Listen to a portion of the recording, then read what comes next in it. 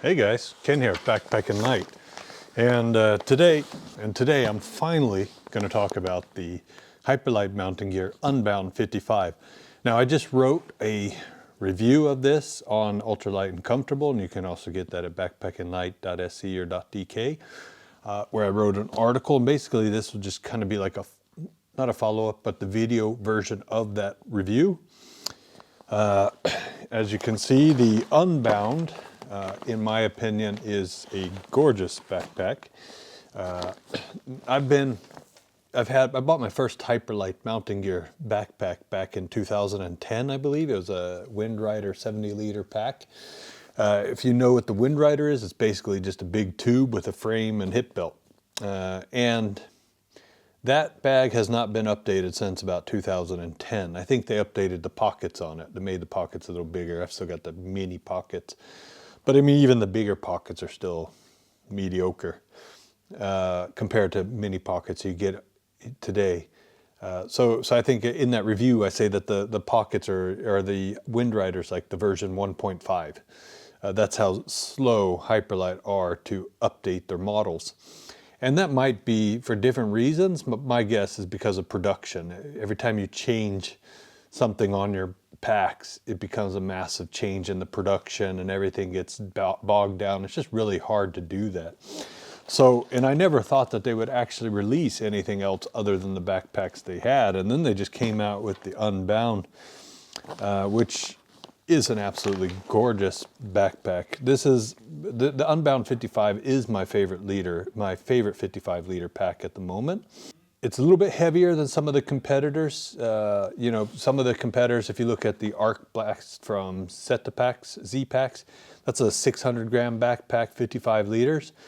But I have issues with the Arc Blast. You know, for example, that frame, it loses its shape pretty fast. With any real weight in it, say over 10 kilos, it just starts to fall apart. And also because of how the frame is built, that it also loses if the volume presses out too much. Then it's really hard to keep that frame at that perfect arc, I guess. But for me, that's like the penultimate 55-liter pack if you want the lightest. I know that there's lighter now, but they don't get much lighter than this Arc Blast. With that said, this is the 55-liter Unbound Black, which weighs, I think, almost a kilo. And then they have the white one, which comes in at 876 grams. Like I said, I've been using the Windrider, and actually the Windrider is still the one I would probably use mostly, because 55-liter packs, unless I'm just doing a straight walk with nothing else, for like, normally I'm out fishing, or I'll do winter hikes or anything like this, or be more than a week, I'll be a couple weeks at a time, then 55 liters just isn't enough for that. But for what this is and the market that it's supposed to be on, I think they did a really good job on it. What separates the Unbound 55 from a lot of the other ones is simply just the overall design. For example, the side pockets are really large on this, and you don't get that normally. And they were able to do that, to make these side pockets big. You can put 2 1-liter bottles in there easily.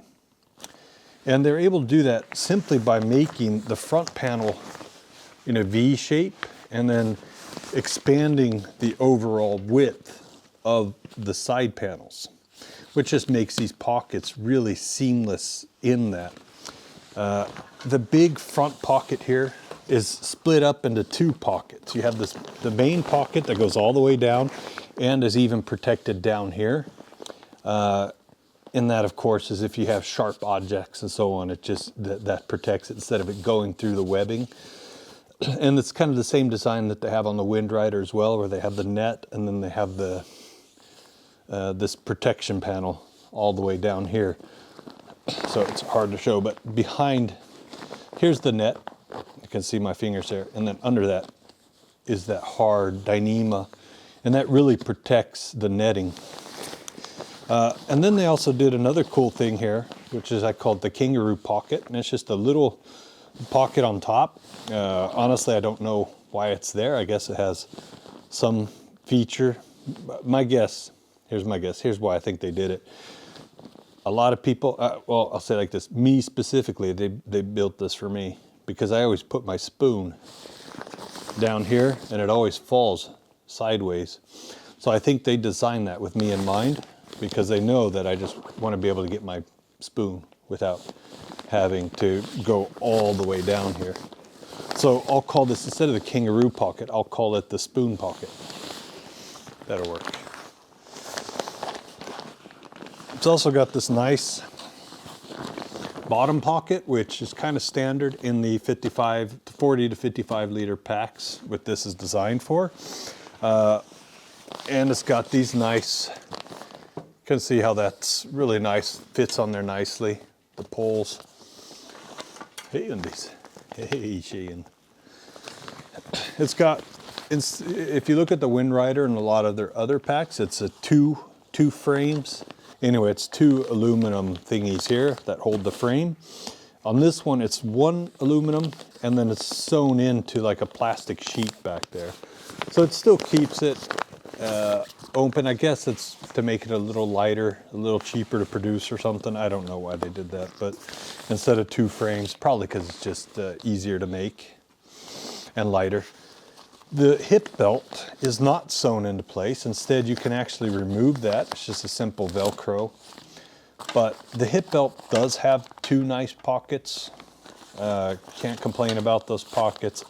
And it's also got a different kind of fastening system as compared to their Wind Rider and Porter packs, their classic packs. It's also got a nice arch in there. It's got all your standard features of a 55, of the modern 55 liter packs.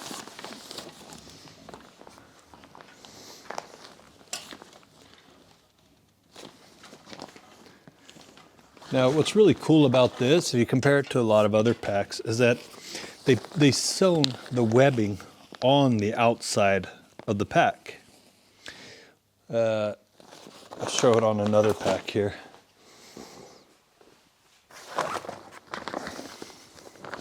If you look at the Wind Rider and pretty much every other pack that's built, they use a flat felled seam, which is fantastic, high quality. That seam will last forever, and they have. If you compare it to, my Wind Rider that's been around since 2010, still holds up strong, those seams.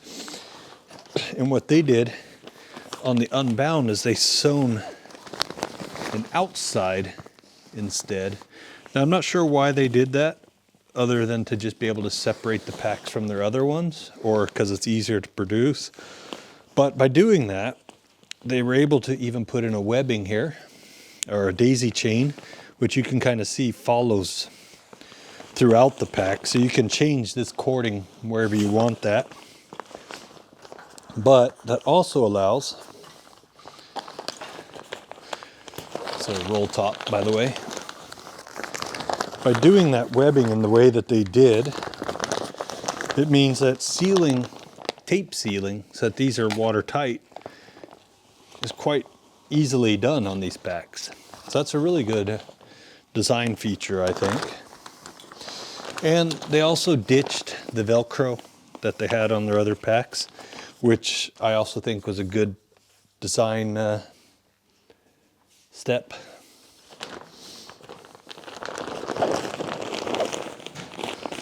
Let's see here.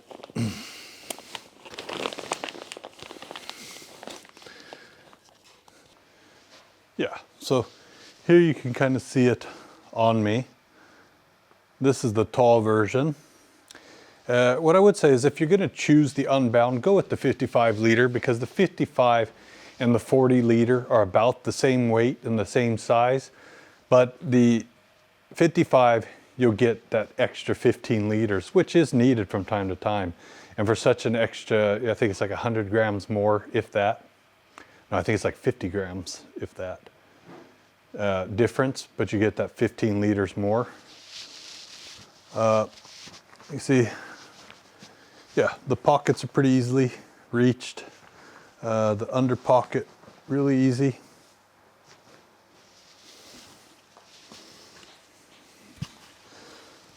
So certainly this pack makes the Hyperlite mountain gear kind of relevant within that, you know, more specialized segment. And I would say that the segment is the long distance walker.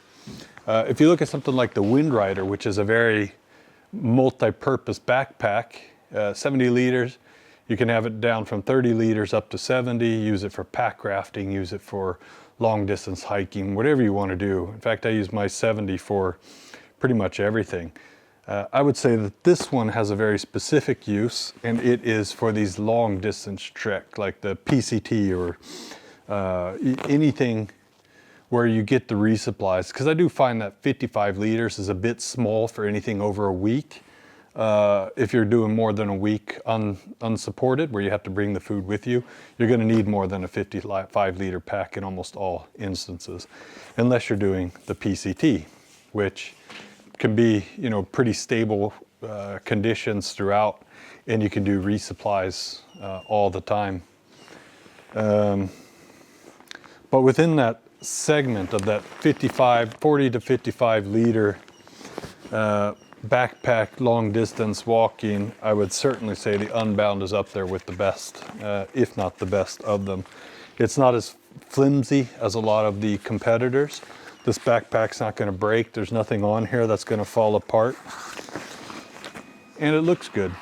So that's kind of like my follow-up video of the Unbound 55 liter. Hope you enjoy it. Cheers.